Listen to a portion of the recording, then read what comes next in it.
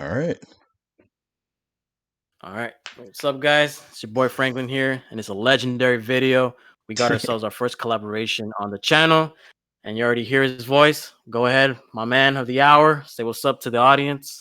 Sup, guys? It's me, Larry. First time with Frank. So hopefully, this will be good. I'm going to try to do this more often. Probably do some with Darius and Ray eventually one day. But for now, you guys got me and Frank going to kind of talk about like shiny locks and stuff. Yeah, so pretty much we're going to be talking to the casuals out there. I know some of y'all know Larry Bud. He's dropped in at the live streams when I do the giveaways. And we actually have met each other through Pokemon Central, and I always have that link of that group in the description. So go ahead and check it out. He's an admin, does a bunch of good stuff like giveaways, shiny raids, all that other good stuff. Just basically trying to grow the casual Pokemon community as well as the competitive scene. Because me myself personally, I always like to play competitive Pokemon. So. And there you have it. So Yeah. today's topic, yeah, we're pretty much going to be talking about Shiny Lock, as you mentioned. And I'm just going to start off the conversation a little bit about it, and then we'll deflect depending on how things go. So basically, everyone knows what a shiny Pokemon is. It's basically is a different color variation of a specific Pokemon. Everyone has seen one.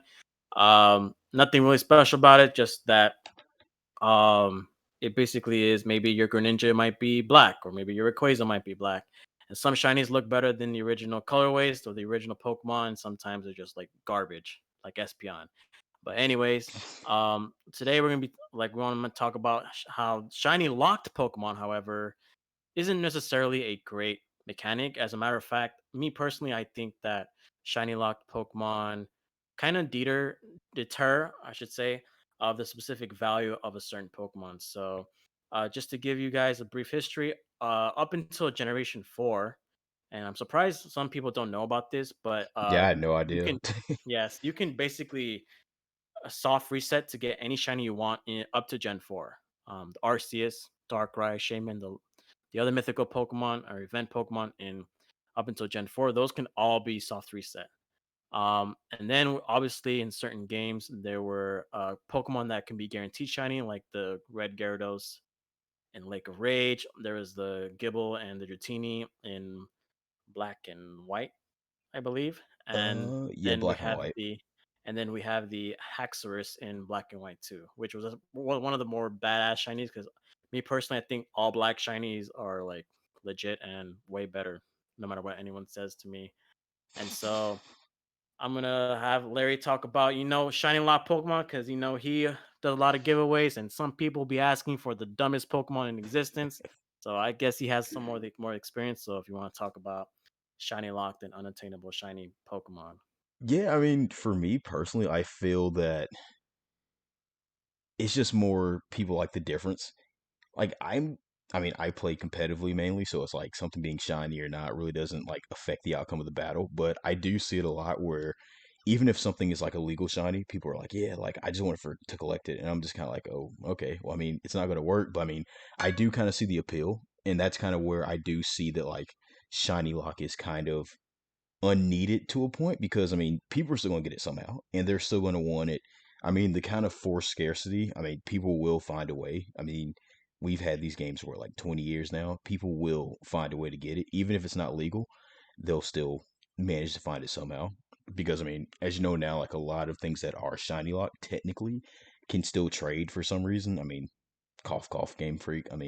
But like it is what it is. I just kind of I really want to kind of understand why people still want them, even though, I know people do say collectors, but it's just, like I said, me personally, I don't really, I don't see the appeal. But just back to Frank on what his thoughts on that is. Sorry. No, it's all right. So me personally, I think like shiny locking Pokemon is not necessarily a good way, like I mentioned before. Specifically because even though, for example, I think the more infamous ones are Victini, Keldeo, and Volcanion. Like even though those Pokemon cannot be appear to be shiny in the games whatsoever because partially they're event Pokemon, they somehow still go through the legality checks in Game Freaks. I Oh yeah, think in Mars Gen Shadow too. yeah, and the Marshadow as well. In Gen 6, 7 and 8. I'm not sure about 6 because I technically got back into Pokemon in Generation 6, so I don't have that much info. But I always see people trading shiny Victini's, Keldeos, Volcanions. And matter of fact, I just got one from my last giveaway I just did a couple days ago, a shiny Volcanion, and I kind of want to just throw it in the trash because I'm not really that kind of guy to keep that kind of stuff. Um, so with these shiny lock Pokemon, I think there isn't really a specific reason why Game Freak does it. My theory, and I think I checked on several sources like on Reddit. They said that basically the way they code legendary sequences or cutscenes in games, they don't want the Pokemon to appear shiny. They want them to code them as if it's their regular color, and if they become shiny, they'd have to make a separate cut sequence of them being shiny, which I mean doesn't make any sense because we've had um, gens 1 through 4, legendary Pokemon have regular colorways during these cutscenes, and you can still shiny hunt them, which I just don't understand Yeah, why. It and just like doesn't the make oh any sense to me. yeah, my bad. And like the overworld sprite, like I know when it was like the what was it, the wormholes and stuff, and like I think Gen 8 or 7. I mean Gen Gen 7. 7, yeah. Yeah, like the overworld sprite would be non-shiny, but then when you get in the battle, it can be shiny or not. So I mean, I think that's kind of like a kind of stupid reason on their part. Because I mean, they could still just do it regardless and still just kind of have the sprite be non-shiny or like the animation and stuff. But I don't know. It's Game Freak, but I mean, I think the whole shiny thing is just like I said, it's just for scarcity, honestly, and just to be able to push out events. Because if they wanted to, I mean, they could just make everything kind of just open and for everybody. Because I think like the same thing, like when you say the shiny like started an event like Gen 5, I think like events like really started like kicking off in Gen 5 as well. I know we did have some like before then, but like they were mainly just like stuff in like regular Pokeballs and stuff like that. But I think like Cherish Ball and stuff like that really started in Gen 5, and that's when like kind of a lot more events got like pumped out. So I think I really do think it does kind of have to do with like the force scarcity, but I really think that kind of having things shiny locked is like Frank says, I don't really agree. But I just think that I mean they eventually get him to us somehow, but like stuff like Keldeo, I think that should have been made shiny like so long ago officially because Right. we've had access to it for this whole time. I mean, yeah, like not through legitimate means, but I mean like if they didn't want us to be able to have access to it, I mean, make it not tradable. I mean, I don't think that that would be a hard thing to just make it to where shiny Keldeo is just like trade blocked. Because I know some of them, when you make them shiny, they don't work. Same thing with like Marshadow. Like the only shiny Marshadow that works at the moment now is if like somebody makes the event that just came out shiny. Any other one they don't pass like normally. But I don't know. I think definitely it's just unneeded. Same thing with like the Galar birds. Like those, if you do it a certain way, they pass through legality checker. And I think it's just more so Game Freak oversight because if they really did, and I like I said before, I'm kind of contradicting myself. I do think it's for scarcity, but I mean they can kind of make it even more for scarcity if they actually coded things properly to kind of like block it out. Because it's pointless to make shiny locks if we can still like get them even though it's not legit, like we can still have them because I mean some people don't care about using them like online and stuff like that. But that's I mean that's what I had to say about that a little bit. I mean just kicking it back to Frank, see what he thinks about it. Yeah, so I actually managed to see all 3 Galarian birds on Wi-Fi battles on Sword and Shield recently, and I actually have shiny Victini as well. So again, I guess it's just on Game Freak. Like if you're not gonna code them to appear shiny, then what's the point of, not blocking them from trade, which is kind of odd. And that's been a pretty much a recurring theme since Gen 7, because I know the legality checkers in that series as well wasn't that great because people were still able to use it online. They didn't get banned or didn't get anything, which I guess it's kind of good because some of these Pokemon, maybe little Timmy doesn't know that um Victini should be shiny locked, and he ends up getting it, and somehow he gets banned, which is kind of messed up because he wouldn't know. Yeah, But exactly. I and as for Game Freak, which is kind of weird because it's kind of I'm gonna deflect off a little bit. I think the way Game Freak thinks about with shiny Pokemon as well, it's like you want to cater to your casual fan as much as possible. That's your biggest audience, regardless of the age factor. So why not just make them shiny and let your casual audience, which by the way, the majority of them nowadays are shiny hunters, shiny breeders, nuzlockers, and all that stuff. Why don't you give them an extra method of shiny hunting shiny locked Pokemon. Like we've had the Galarian birds, which are roamers, which I think already sets a difficulty in getting these Pokemon because I know Zapdos for me took forever because I didn't know that it can slow down if you keep chasing it through the wild area. So something like that, where you want to cater a lot more towards your casual audience, because people like me, the competitive side, we don't really care. But Yeah, for those exactly. for those that you're trying to reach, those who you're making the most money out of them, just give them something. And I guess I'm gonna jump to Gen 7 because Gen 7 I actually have a personal like issue with the shiny locked Pokemon. So if you scroll over to Sun and Moon, the original Sun and Moon, we have the four Tapus, we have Lunala Solgaleo, and then we have the Ultra Beasts. And obviously the Ultra Beasts, I don't know why they were shiny locked in Sun and Moon because you can get multiple copies of them in the first place, unless they thought if there's multiple copies of a quote unquote legendary, then maybe there shouldn't be shinies. But me personally, I have a really big problem of the shiny locked method with Sogaleo and Lunala because these Pokemon, when they were first introduced, I believe it was November 2016, which is the beginning of Gen 7. And it literally took them roughly about 2 years, October 2019 with the Eclipse event to get these Pokemon in the same generational console. So to my understanding, it's like, well, how come these were shiny locked when you literally introduced these shiny Pokemon in a Cherish Ball? I believe it was a Best Buy GameStop event. I'm not really that sure. I think it O- was. Only for it to be basically disregarded because another month, 1 month later, you have Sword and Shield. Okay, I So got something to add about that. So go ahead. when these first came out, when you could do these through home because these are part of the first set that was available. The thing is, like, for Mm, like the first, like, I think maybe 2 or 3 weeks, you couldn't even trade the legit ones. That's how bad like the Game Freak oversight was, because you had to have like one that was illegally made to actually make it tradable. The ones that were legit, they wouldn't pass through like normal means. But and that just kind of goes back to like kind of what Frank was saying. Like, if you make us wait until like the very end of a game when probably like nobody's playing, and then when we finally get it, you forget to make it tradable. I mean, that it's just I really don't understand like their thought process behind all these things. But back to Frank.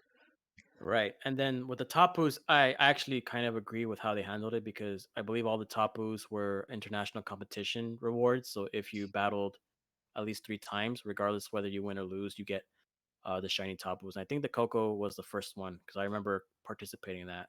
But by then, I already had a shiny Tapu Koko because Japan always get these events very early. So that's going to be like Yeah, another deflection right there. The US and Europe, uh, Oceania usually gets their shiny mythical slash legendaries, cherish ball, whatever, early, and meanwhile we get the shit end of the stick. So then this is more puzzling too. So you have Lunala and Solgaleo shiny locked. Okay, that's cool. So then you see the Ultra Beasts in Sun and Moon. They're all shiny locked, even though some of them you can get multiple copies. I'm like, all right, that's cool. But then you go into Ultra Sun and Moon and you find out that hey, the Ultra Beasts are not shiny locked anymore, but yet we still have Solgaleo and Lunala because they were shiny locked up until that event. And the Tapus, which you can get them in international competitions, and I believe they ran through Ultra Sun and Moon as well. That's understandable. But then you see the Solgaleo and Lunala still shiny locked. Meanwhile, the Ultra Beast, which you can only get essentially multiple copies depending on how you do in the wormhole mini game or whatever, they can appear to be shiny. So it doesn't make any sense. Why are you not going to allow shinies of multiple Ultra Beasts in the original Sun and Moon, whereas in Ultra Sun and Moon, through a mini game, you can essentially visit the multiple worlds of Ultra Space and you can get multiple shiny Ultra Beasts. So I guess that to me just doesn't make any sense. design wise of a game like um Ultra Sun and Moon, because Ultra Sun and Moon was basically, it should have been, in my honest opinion, a $6 DLC. So, And yeah, go okay, ahead.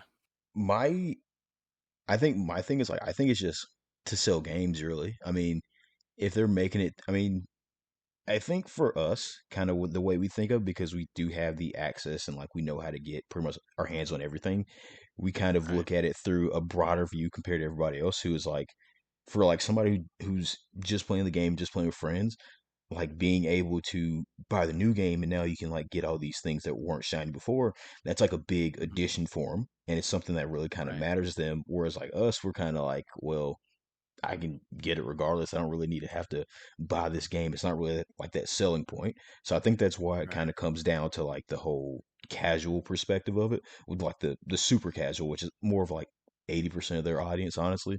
So it's like I think it's just for that point, and it's just kind of I don't really I can kind of see why the Tapus weren't made shiny, like kind of how you said, because they were rewards for the competition, but still Sogaleo and Lunala and Necrozma really didn't make much sense. And it's just like Necrozma, I think it was only available shiny.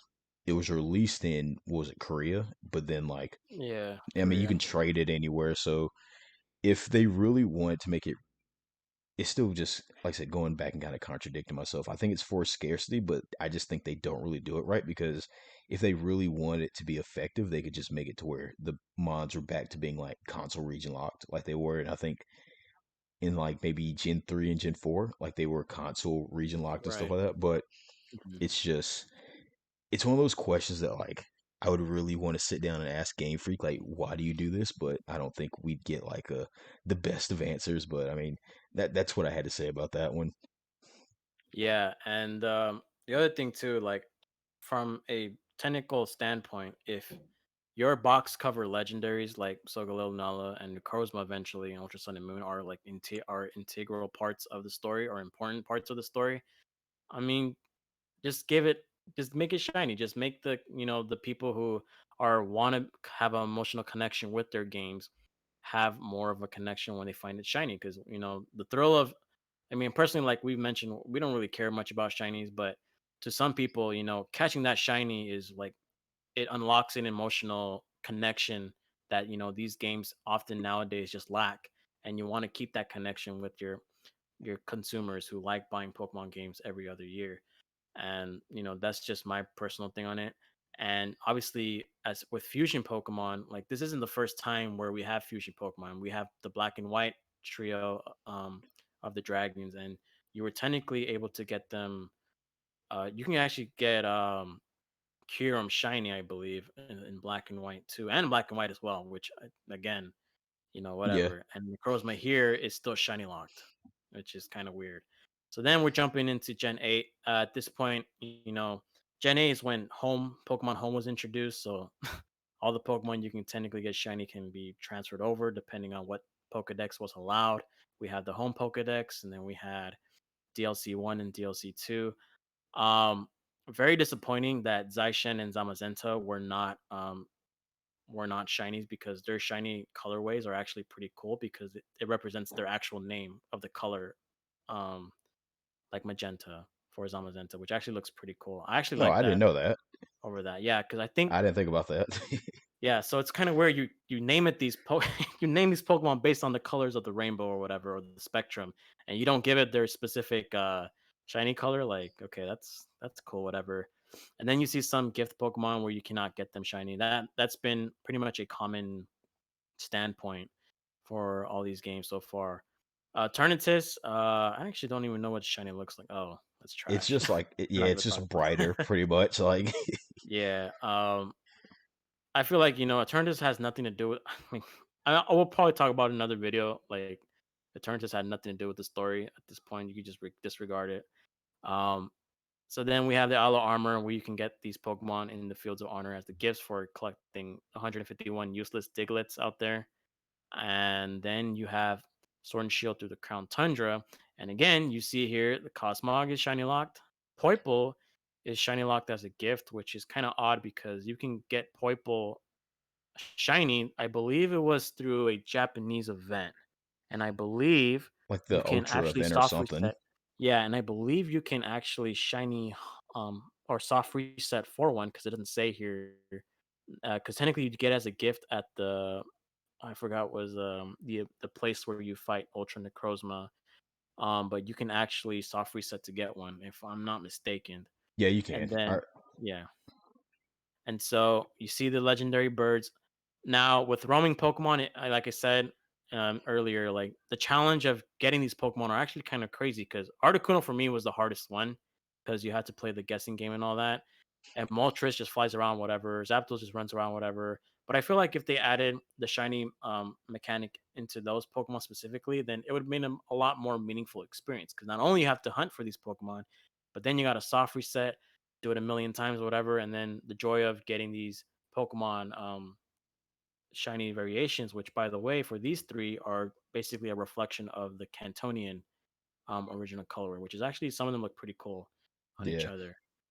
I feel like they should have done like to make it even harder and just like kind of more rewarding if they wanted to make them shiny official, make it to where they can only be shiny if they popped up in like certain locations. Like I think that would Right. have added like that level of challenge because then you still have to get it at that location, and then you still have to add like resetting and the whole like quest form and all this other stuff. So I think that would have made it easier because I mean I do think that being able to hunt like kind of makes it rewarding for it as from like a casual perspective as opposed to like 2 months from now we just get an event and then like it's mass released to everybody. You know what I mean? And it's not like your You're right. OT or anything like that. So I think adding that level of difficulty, even though I mean it may be hard for some people, it'll I mean soft resetting's hard already. I mean you see people soft resetting like 9,000 times. So I Yeah. mean I think some people are willing to put up with it. I'm certainly not, but like I think that would definitely make it more rewarding. I mean with all of these really, I mean they can add like a little bit more difficulty to them if they really want to add longevity to the game and stuff like that. Right. And then you see the last three that are shiny locked, the horses and the ugly ass Calyrex. They're Yeah. not I mean they're shiny locked, which again, this is another fusion example where they're all three are shiny locked. And I'm pretty sure somewhere along the dying ends of Gen 8, if we ever get to Gen 9, these will probably appear as shiny Pokemon. And then the other thing I wanted to talk about was pretty much like the irony or the hypocrisy of how shiny locked Pokemon work. So we talked about in the beginning how one possibility or one reason why they wanted to shiny lock Pokemon is for the cutscenes because when you make cutscenes and yada yada yada, all those Pokemon need to be shiny to make it appear legit. But then for some Pokemon, you get as gifts in say for example, let's say I don't know what to choose here. Here's the Poiple, the max layer gift in Gen 8. These Pokemon you get as gifts are not or they don't use cutscenes whatsoever. You just get the Pokemon straight up. Exactly. Something like Magearna in Gen 7, you get it through a QR code, which I thought it was a pretty cool thing to do.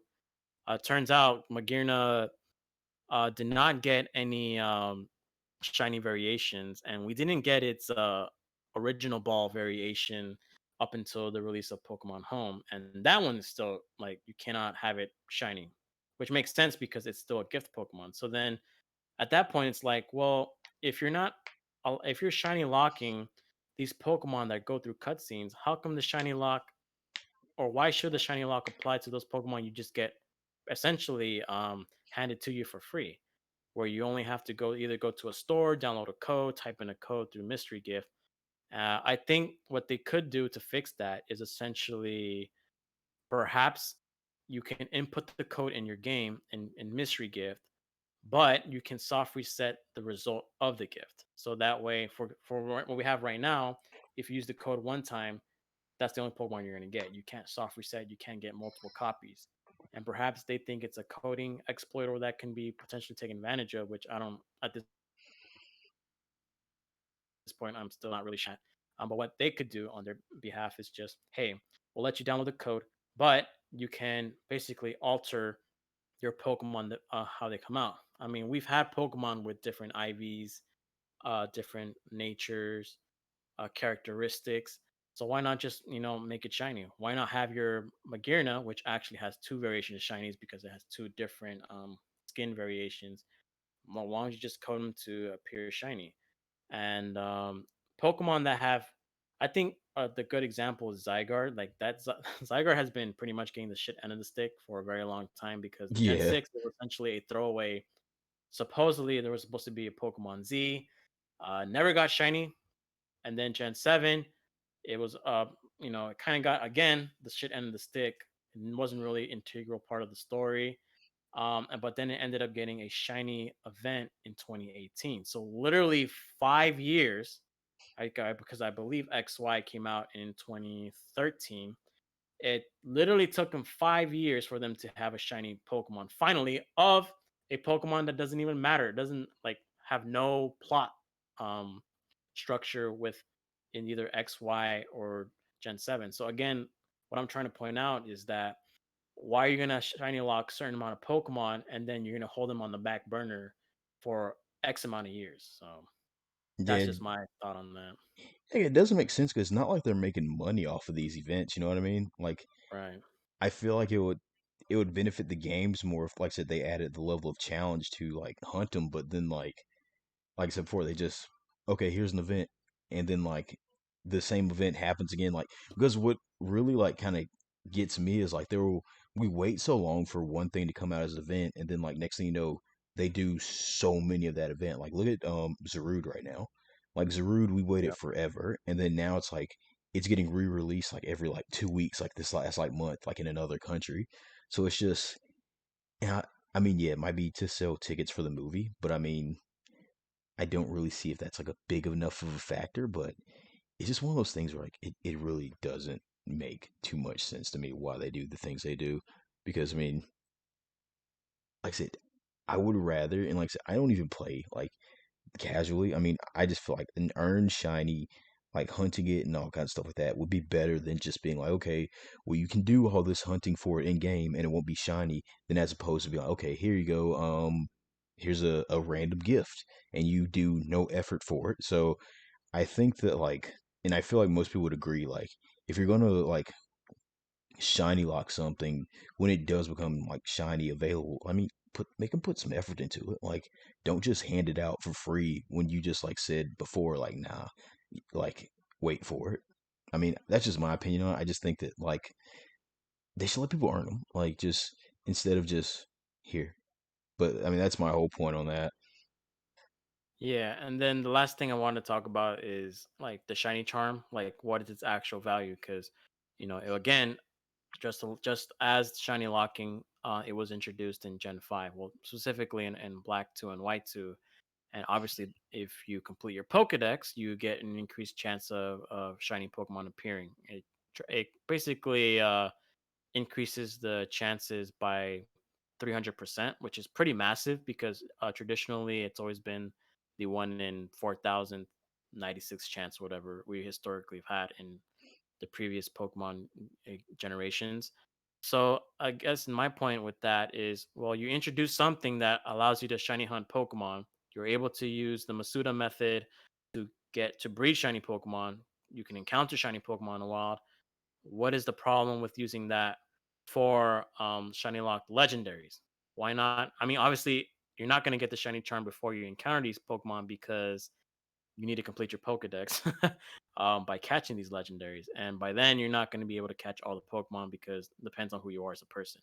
And Yeah, so I feel like, for what about post story Pokemon, I think the shiny charm right there would exceed because, for example, technically in Generation 8, you get the shiny charm by completing the base 400 in the Pokedex.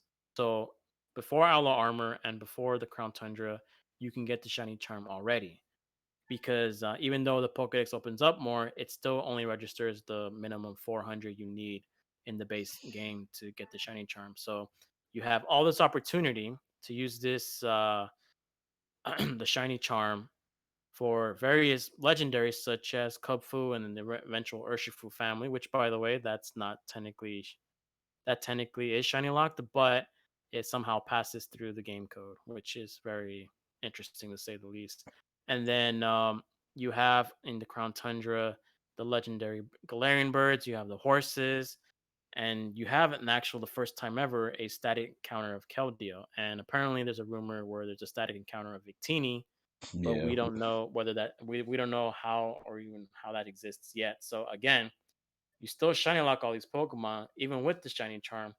Why not just make it, accessible for all shiny locked Pokemon, and again, I always keep bringing the point where it's the casual audience that Game Freak needs to be hitting more when it comes to accessibility. Like, we've had these games for, I guess, the Gen 8 has been around for, crazy enough, a year already, and they've made quality of life changes to essentially getting battle ready Pokemon because they want you to compete right off the bat. They want you to get ready for VGC or ranked because that's their emphasis. But then you're alienating the audience that just wants to play Pokemon for fun. Crazy enough to believe, you know, that shiny locking Pokemon, um, kind of ruins that experience in a certain way. I know sometimes it doesn't affect people at all, but why not, if you're going to make quality of life changes in Pokemon in regards to battling, why not just make quality of life changes for the casual audience that, again, the majority of your success is where it comes from. So that's pretty much like my final thought on the Yeah. shiny charm and how, it should be used for every single Pokemon because it's a shiny charm. You worked hard for it. I mean, look at the previous games where the Pokedex is like shot up near like 500 Pokemon, and once you get it, it's like, well, I can get whatever I want, but it's not really true. So again, that's a bit redundant on their part, not allowing the shiny charm to work on shiny locked Pokemon. And it kind of goes back to what I was saying before. Like, I mean, my theme so far has been effort. I mean, like I said before, if they wanted to make it, they could just make it to where the shiny charm like kind of doesn't really affect these to make it even like harder to where you have to kind of like really grind for them and stuff. So I just think that they have a lot of stuff to improve on, and like the same thing with like Square Shiny and Star Shiny, same thing of that. Like I think it's Star Shiny is technically rarer than Square, but like if you're chaining shinies, like you get more squares than stars. So it's just like Right. it's one of those things that like it's so confusing how they do the game and stuff like that. It's just I I I don't know. I would really want to sit there and like pick their brains and like want to hear like their thought process into all this because I don't think that any answer they give us would be something that people would be like, okay, yeah, that makes sense. When it's just like there's so many different possibilities, like variables that can go into the game. Like I said, this is purely my opinion and Frank's as well, but it's just I definitely feel like there's a lot of improvements that can go about like shiny locking and stuff because I do find it's kind of pointless. I mean, it's from a marketing standpoint. I mean, what money are they making from this to the point where they feel that they should make stuff like shiny? Because, like I said before, it's like events they just give them to it for free. And kind of how Frank was talking about earlier, if was it Gen 7 with the Ultra Beast? I mean, they pretty much could have Right. they marketed that whole game based on the fact that like, well, not the whole game, but part of the game aspect was that you could now finally get the Ultra Beast like shiny. So that's a selling point for that game as opposed to now it's just like I said before, effort. It's just like you can hunt these and like do all this soft resetting for like nature and ability and stuff like that. But then Right. like if you want that shiny, okay, here you go, random event. So I mean that's really all I had to say about the whole shiny lock stuff. But I don't know. I just feel like they got some changes to do. Will they do it? Is the big question though. Yeah. And we're actually gonna end it right there, which we pretty much to summarize, we think that I think personally, shiny locking is a terrible mechanic. It just doesn't make any sense from their standpoint, and we think it's kind of hypocritical as to why certain Pokemon get it and why others, even with various iterations in the past, managed to still be shiny locked. But that's pretty much going to be it for today. So I know this discussion went on a little longer than I thought it would be, but Oh it's a very shoot. interesting topic. Yeah. Yeah, but I'm okay with it. I think this kind of stuff is what we're expecting with collaborations because we're gonna have we're thinking about some videos along down the road. I was thinking about something like a hot take, like rapid fire discussions, but I think discussions like this kind of like picks our brains apart and, discussing with other people what they think of, in Pokemon as a franchise. And when we have more people on board with like the more competitive people, those discussions can go on forever and ever because they have the brains and the Yeah, mentality of what competing is all about. Because, like we said, the casual and the competitive side of Pokemon are two completely different beasts, and you could be a fan of both, but ultimately, the way you play Pokemon, it can put you in a specific audience, and it changes the way you view Pokemon, time in and time out. So I appreciate everyone checking out this video. Like I said, this video, the idea of it, I didn't see it on YouTube whatsoever. So hopefully this is the first. Uh, Shout outs to Larry Bud. I'm gonna have the link of his channel in the description. You guys want to check him out. Like I said, he gives a lot back to the Pokemon community, regardless appreciate whether it. you're competitive or not. And yeah, any last words you want to say? Nah, same for you. I mean, I'm gonna drop a link for Frank in the description. I mean, he does the same thing, always trying to give back to everybody. It's it's fun to do. I mean, to help people out, but definitely let us know any other kind of like discussion topics you want to know. Just like leave a comment, but and you'll also see some like competitive discussions. Like we'll try to get Darius in here, the greatest battler that nobody's ever heard of. But Yeah. I'm for real. Like he deserves more subs. He deserves more subs. That's all I can really say about Darius. Deserves more subs, more recognition. But when we get him in the call, you'll see like this man is a genius. But that's all we gotta say. I mean, let us know what you thought about the video and like other topics. And I mean, that's it. I mean, good to have Frank on here. Yeah, no problem. I appreciate you being here as well. And that's pretty much it for today, guys. See you guys soon. Peace. See you guys.